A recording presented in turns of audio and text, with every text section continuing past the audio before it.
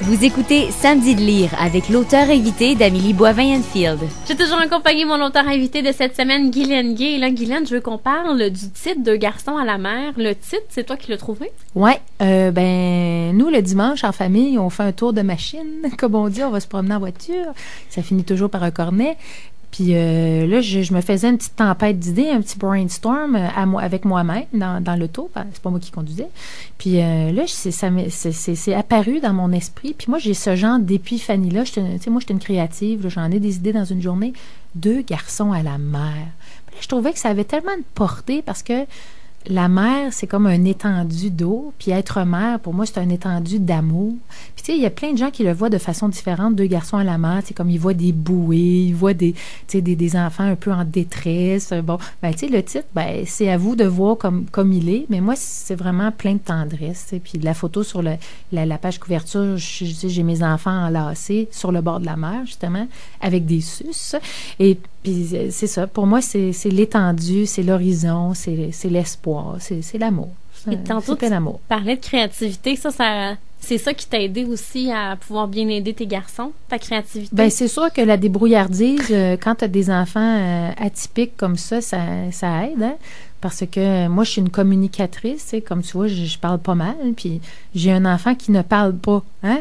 Avec qui j'ai dû apprendre à communiquer de façon différente. Donc, avec Clovis, on a appris à communiquer tout d'abord avec des pictogrammes, donc avec des images, parce que ce sont des enfants qui parlent pas du tout. Donc, au début, par exemple, je veux de l'eau, je veux du lait. Donc, avec les petites images, ça aide. Puis, il fonctionne encore avec ça à l'école. Il sait très bien comment ça marche.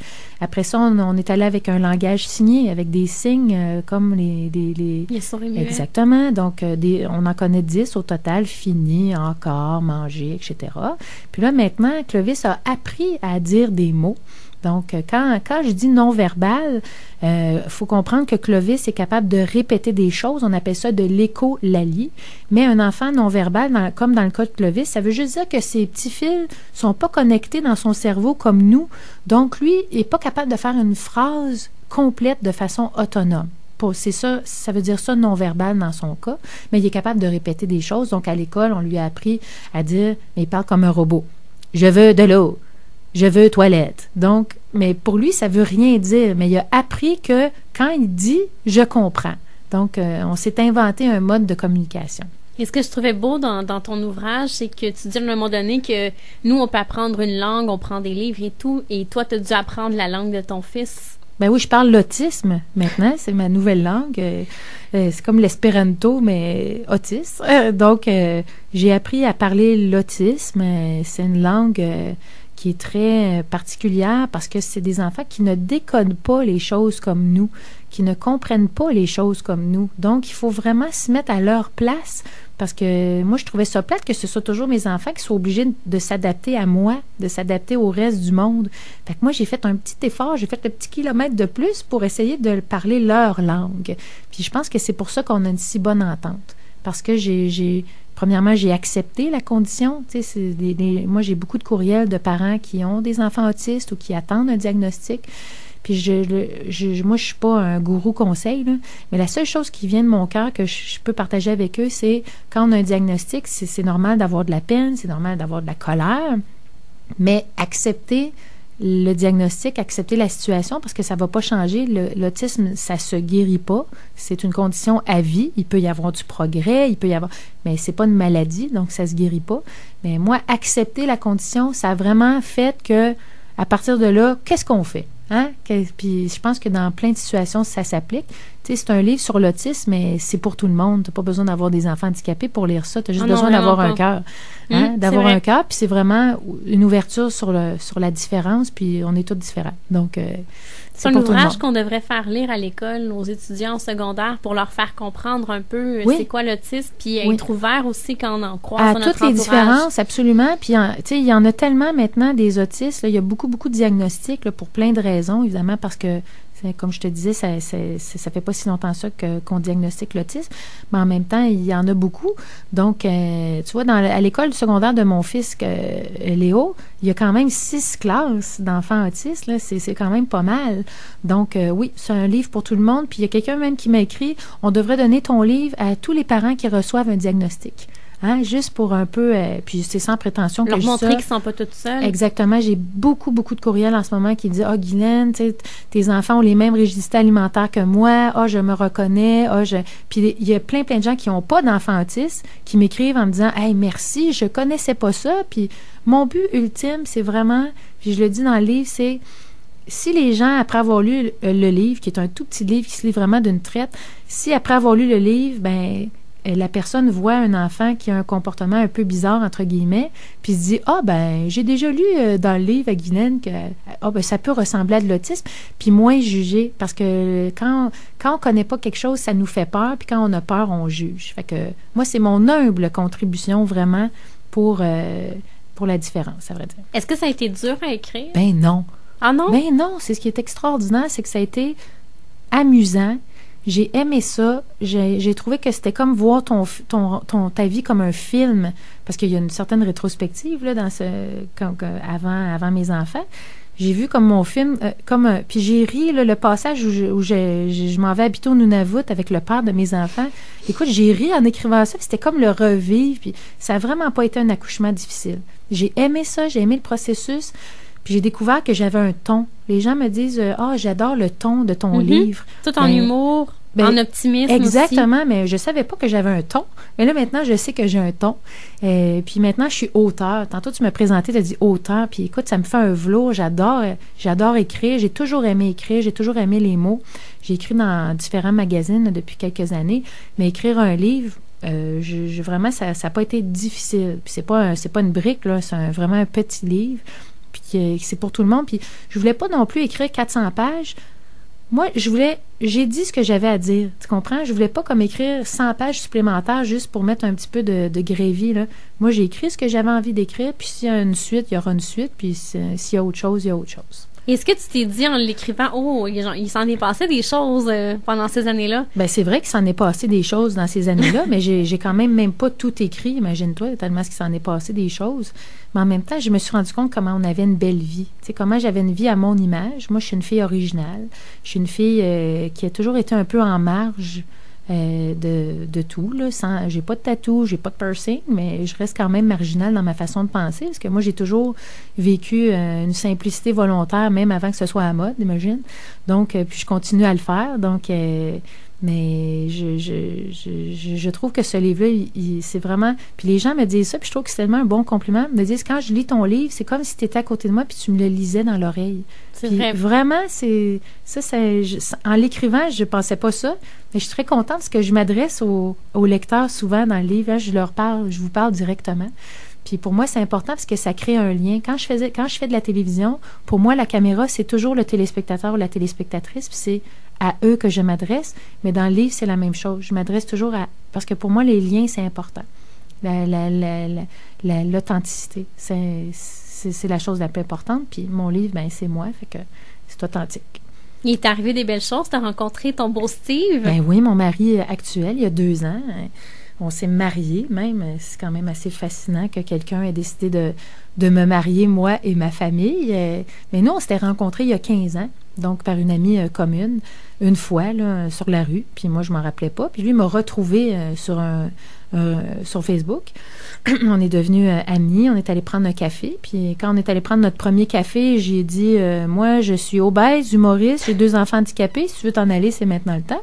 Puis il est parti à rire, puis il est resté. Puis 6 mois plus tard, on se fiançait. Puis 1 an plus tard, on se mariait. Donc, mais c'est vraiment, c'est celui pour moi, c'est celui pour nous. Mes enfants l'aiment beaucoup. Moi, je l'adore. Puis nous autres, on fait tout en famille. On est venus ici en famille, on fait nos tours d'auto, puis on se promène, on va faire des conférences. Mes enfants sont présents au lancement. Pour moi, c'est important de les montrer parce que l'histoire, c'est eux. Donc, puis je suis tellement fière d'eux. Je veux que les gens voient, parce que des fois, juste le lire, Mais quand on voit, tu sais, comme par exemple à mon lancement à Montréal qui a eu lieu le 1er octobre. C'était très cute de les voir, vraiment. C'est important parce que le livre, ça parle d'eux. Donc, c'est grave. Tu sais, si j'avais pas eu ces enfants-là, ce livre-là n'existerait pas. Donc, puis, tu sais, au lancement, mon fils Clovis n'aime pas les foules, n'aime pas quand les gens, tu sais, il y avait du bruit, puis ça. Donc, je l'ai fait monter brièvement sur scène, mais il est ressorti assez vite, merci. Puis j'ai dit aux gens, n'applaudissez pas parce qu'il va avoir peur. Puis les gens, je les ai vus retenir leur applaudissement. Puis on dirait que je les ai vus comprendre ce que c'était, tu sais, parce que j'ai beau le dire, mais quand on le voit, ben on comprend plus. Donc, je devrais quasiment inviter tout le monde à bruncher chez nous, juste pour comprendre ce que c'est. Mais moi, je veux que les gens voient, puis qu'il y ait un petit peu moins peur quand ils vont en voir d'autres. Tu sais, moi, je tiens à dire aux gens, nos enfants autistes, ils vont pas manger vos enfants, vont pas taper sur vos enfants. C'est juste des enfants différents. C'est tout. Et même, tu le disais à un moment donné dans l'ouvrage, que des fois, tu vas chez des amis, puis ils ont des enfants beaucoup plus turbulents que les tiens. Ben oui, des fois, on va chez des amis qui ont des enfants normaux, neurotypiques. Puis quand je reviens à la maison, je dis à mon chum, genre, oh mon Dieu, on est-tu bien chez nous? Genre, c'est calme, parce que moi, mes enfants n'ont pas vraiment beaucoup d'amis, donc la maison n'est jamais pleine d'enfants. C'est des enfants qui aiment beaucoup leur petite machine électronique. Donc, aussitôt qu'on entre à la maison, Clovis s'en va sur son iPad, Léo s'en va sur son jeu vidéo. C'est très calme chez nous, c'est douillet, tu sais. Puis j'ai gardé des enfants dernièrement, puis après la soirée, j'étais épuisée parce que ça a beaucoup de demandes, ça mange beaucoup, puis ça fait du bruit. Donc, je dis ça à la blague, mais oui, j'aime beaucoup notre quiétude. Nous autres, on est bien pantoufles. On n'est pas une chance que je ne suis pas de jet-set, puis que j'aime pas trop les 5 à 7, puis tout ça, parce que chez nous, habillés en mou, on est si bien. Et un de tes rêves, ce serait d'avoir une maison avec des enfants différents? Ben moi, on appelle ça la maison de l'amour, parce que comme tantôt, on parlait des soins après 21 ans, il n'y en a pas beaucoup. Donc, moi, mon rêve, ce serait d'avoir une grande maison, puis accueillir d'autres jeunes, parce que là, mes enfants vont être rendus plus vieux à ce moment-là, puis de les accueillir, mais surtout faire un milieu de vie, un milieu de vie agréable, puis accueillir les familles de ces gens-là. Les parents pourront venir faire du bénévolat, viendront voir leurs enfants, on fera des activités, moi, je ferai des spectacles, c'est quand même ça mon métier, donc... Puis mon chum va rénover parce que lui, c'est son métier. Donc, on aimerait ça. Moi, c'est important, un milieu de vie qui est empreint de respect, d'amour, puis qui fait en sorte que ces jeunes-là, qui deviendront des adultes dans pas si long que ça, ben aient le droit aussi à avoir une vie agréable. C'est ça le but ultime.